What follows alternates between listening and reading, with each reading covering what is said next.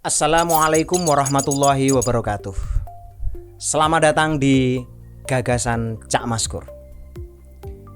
Pada episode kali ini saya akan menyampaikan sebuah gagasan tentang manajemen resiko pemilu 2024. Pengalaman penyelenggaraan pemilu 2019 dan pemilihan serentak 2020 memiliki catatan perbaikan. Kondisi pandemi sangat mungkin masih terjadi pada saat pelaksanaan tahapan pemilu serentak 2024 yang sudah dimulai tahun ini. Diperlukan manajemen risiko pemilu untuk mempersiapkan pelaksanaannya secara lebih matang. Manajemen risiko pemilu adalah upaya sistematis untuk mengembangkan pengetahuan kebijakan situasional mengenai risiko baik di dalam maupun di luar penyelenggaraan, untuk memulai dan mencanangkan tindakan pencegahan dan mitigasi yang tepat. Mengingat pandemi COVID-19 masih belum terkendali dengan baik, penyelenggaraan pemilu dan pemilihan tetap wajib diselenggarakan dengan cara dan tujuan yang demokratis.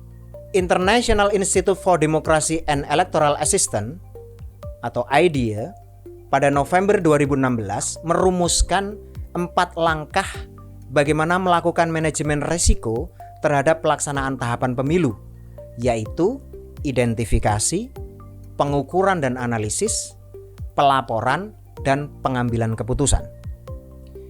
Identifikasi risiko adalah pengenalan atau rekognisi faktor-faktor di dalam dan di luar penyelenggaraan yang secara negatif mempengaruhi proses dan suksesnya penyelenggaraan pemilu.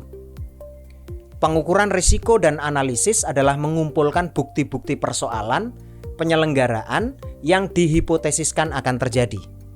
Sedangkan pelaporan adalah penyusunan sistem yang cepat dalam memberikan informasi situasional dan pengambilan keputusan untuk melakukan tindakan serta alternatif pencegahan yang ditetapkan. Berdasarkan hasil pengawasan pemilu tahun 2019, terdapat indikator yang memunculkan risiko dalam pelaksanaan tahapan pemilu 2024. Di antaranya, pertama, adanya kerangka hukum yang tumpang tindih yang pada akhirnya menciptakan banyak pintu untuk mencari tempat keadilan atau biasa kita sebut too many rooms to justice. Contohnya, proses penanganan pelanggaran administrasi dan sengketa hasil pemilu. Pemilu 2019 membuktikan terdapat 2 jalur penindakan administrasi di Bawaslu yang bersamaan dengan proses berjalan di Mahkamah Konstitusi, yaitu proses sengketa hasil pemilu. Hal ini berpotensi memunculkan putusan yang berbeda oleh 2 lembaga pada saat bersamaan. Kedua, perubahan tahapan pemilu dan pemilihan. Pengalaman tahun 2019 menunjukkan terdapat perubahan PKPU tentang tahapan penyelenggaraan pemilu. Perubahan ini terjadi karena ada keterlambatan penyelenggaraan yang dilakukan oleh KPU dan atau rekomendasi dari Bawaslu sebagai akibat pelanggaran administrasi pemilu. Potensi perubahan terhadap peraturan KPU tentang tahapan program dan jadwal sangat tinggi, mengingat adanya tahapan pemilu dan pilkada dalam satu waktu. Keserentakan tahapan memunculkan potensi perubahan dibandingkan jadwal yang direncanakan di awal penyelenggaraan. Ketiga, bimbingan teknis yang kurang memadai. Pemilu 2019 menunjukkan aspek peningkatan pengetahuan penyelenggara pemilu, terutama kelompok penyelenggara pemungutan suara atau KPPS, tidak menyeluruh. Maksudnya adalah bimbingan teknis tidak mengikut sertakan semua anggota KPPS. Hal ini pada akhirnya mengakibatkan pengetahuan pemungutan dan penghitungan suara tidak dikuasai oleh semua yang melakukan tugas dan pemungutan suara. Keempat, pendaftaran pemilih yang kurang valid, komprehensif dan mutakhir. Pengalaman pemilu 2019, penetapan daftar pemilih tetap oleh KPU dilakukan hingga 3 kali setelah mendapatkan rekomendasi dari Bawaslu. Mundurnya waktu penetapan ini disebabkan kualitas daftar pemilih yang belum valid. daftar pemilih masih mencantumkan nama warga yang tidak berhak memilih. Dan sebaliknya, masih terdapat pemilih yang berhak memilih tetapi namanya belum terdaftar. Atas dasar itu, Bawaslu merekomendasikan KPU memperbaiki daftar pemilih dan menunda penetapannya. Kelima, pelaksanaan pemungutan dan penghitungan suara yang berat. Pelaksanaan pemilu 2024 sangat mungkin mengulangi tantangan yang terjadi pada tahun 2019. Apalagi menimbang ketepatan waktu pelaksanaan pemungutan dan penghitungan suara yang tidak berubah. KPPS akan mengalami kelelahan karena harus menyelesaikan pemungutan dan penghitungan suara dalam waktu yang sangat terbatas sebagaimana yang diatur dalam ketentuan perundang-undangan. Selain tantangan internal yang dihadapi, problem eksternal juga turut mengikuti.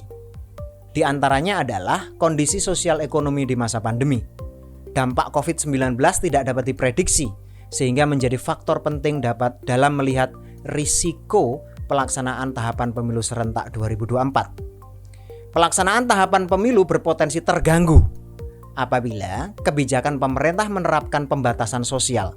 Hal tersebut pernah terjadi pada penyelenggaraan pemilu 2020. Demikian juga dinamika perubahan kekuasaan. Dari aspek kontestasi pemilu 2024 yang tidak menyertakan petahana dan dalam perebutan kekuasaan berpotensi meningkatkan eskalasi sosial. Pemetaan koalisi yang akan mengusung pasangan calon dapat memunculkan risiko adanya konflik antar pendukung, baik secara fisik maupun secara virtual, yaitu melalui media sosial. Problematika internal dan eksternal itulah yang secara berkala dilaporkan oleh penyelenggara pemilu di tingkat yang paling bawah hingga atas. Jajaran KPU dan Bawaslu menyusun sistem laporan cepat dengan menggunakan teknologi informasi, sehingga indikasi potensi risiko penyelenggaraan pemilu dapat segera dicegah dan dimitigasi. Bawaslu sendiri dalam konteks ini sesungguhnya sudah mulai menyusun instrumen metodologis untuk memetakan kerawanan pemilu melalui Indeks Kerawanan Pemilu atau IKP. Setelah sistem terbangun, selanjutnya yang tidak kalah penting adalah melakukan tindakan pencegahan dan mitigasi. Kebijakan situasional penyelenggara pemilu untuk secara cepat dan efektif memastikan pelanggaran pemilu tidak terjadi. Dengan begitu, pelaksanaan tahapan pemilu dan pemilihan menjadi lebih berintegritas. Lebih jauh, manajemen risiko juga sebagai wahana untuk memperkuat kapasitas dalam menyelenggarakan pemilu yang kredibel. Penyelenggara pemilu seringkali menghadapi situasi penuh tekanan saat harus membuat keputusan. Dalam keadaan ini dibutuhkan kesadaran situasional dan pemahaman risiko yang baik sehingga berbagai pilihan kebijakan dapat segera diputuskan. Pada akhirnya, pemilu dan pemilihan harus dilaksanakan dengan riang gembira. Nir pelanggaran, apalagi kekerasan. Keberhasilan pencegahan dan mitigasi dapat menghindarkan pemilu dan pemilihan dari pelanggaran sedini mungkin. Semoga. Wassalamualaikum warahmatullahi wabarakatuh.